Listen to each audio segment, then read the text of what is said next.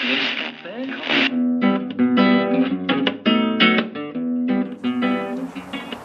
my name is Niki Iliev and I'm the director of the movie called The Foreigner. Hi, I am Sanya. I'm an actress in the movie. We are from Bulgaria and this is Sofia, our capital.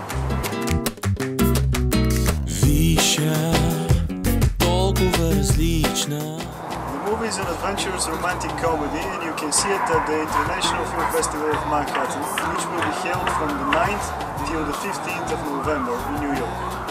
See you soon. You can see the trailer. Мисля си, че може да е тя. Гледам те и съм очуден.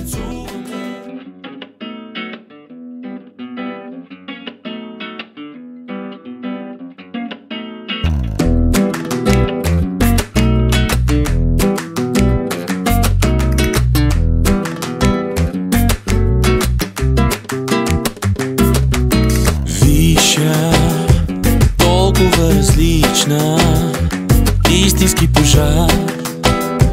Питам се как така сама вдишвам от нея и въздишам с нея или с никоя.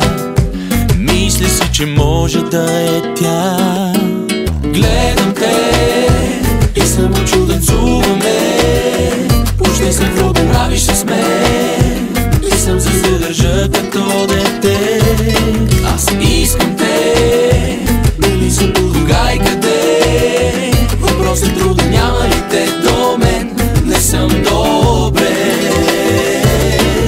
Виша, не просто симпатична жена без име и цена. Ще съм привлечен, имам ли вина?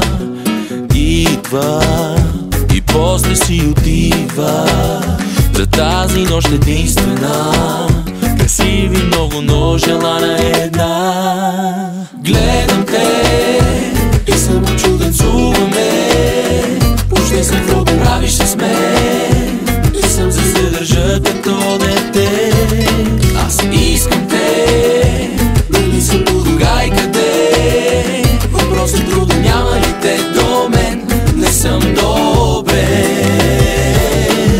Мога много да ти дам твоето име, аз не знам, но какво не наред.